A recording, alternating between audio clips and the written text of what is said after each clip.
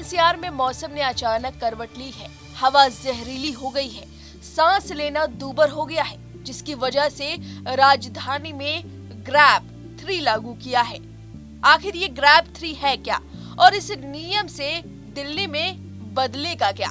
चलिए जानते हैं। दिल्ली एनसीआर में सुबह धुंध के साथ कोहरे भी देखे जा रहे हैं। हालांकि उसके बाद भी प्रदूषण का लेवल इतना अधिक है कि दिल्ली का AQI 400 के पार दर्ज किया गया है, जो बेहद डरावना है, जिसकी वजह से दिल्ली एनसीआर में ग्रेडेड रिस्पांस एक्शन प्लान यानी कि ग्रैब के तीसरे चरण को लागू करने का फैसला किया गया है। अब ये ग्रैब क्या है जिसके तीसरे चरण को लागू किया गया है? आखिर ऐसा क्यों? तो आपको बताते कि AQI के स्तर से ये ग्रैब 3 लागू किया गया है। प्लान के कुल 4 चरण होते हैं और इस वक्त दिल्ली में तीसरा चरण लागू किया जाना है। दरअसल चरण 1 में खराब AQI को नापा जाता है, जो कि 201 से 300 के बीच है। वहीं चरण 2 बहुत खराब माना जाता है, जो कि AQI 301 से 400 के लिए जानी जाती है। वहीं चरण 3 गंभीर रूप से AQI 401, 450 के लिए नापी जाती है। वहीं चरण 4 बेहद गंभीर AQI 450 से अधिक के लिए होता है और इस वक्त दिल्ली एनसीआर में वायु गुणवत्ता बेहद गंभीर हालत में है, यानी 480 से अधिक है, जो कि परेशान करने वाली है। और अब graded response action plan Delhi और एनसीआर में बिगड़ते वायु प्रदूषण के स्तर को संबोधित करने के लिए डिजाइन किए गए उपायों का एक समूह है। ग्रैब्स का चरण 3 तब सक्रिय होता है जब वायु गुणवत्ता सूचकांक गंभीर स्तर पर पहुंच जाता है, जिससे प्रदूषण को कम करने के लिए निर्माण, तोड़फोड़ और सार्वजनिक गतिविधियों पर प्रतिबंध लागू होते हैं।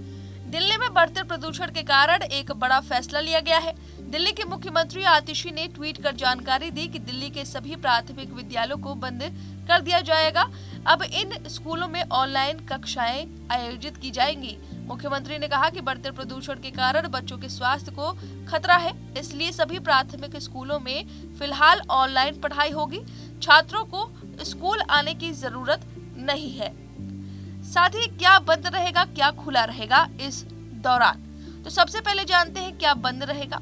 तो किसी भी तरह के निर्माण पर रोक रहेगी।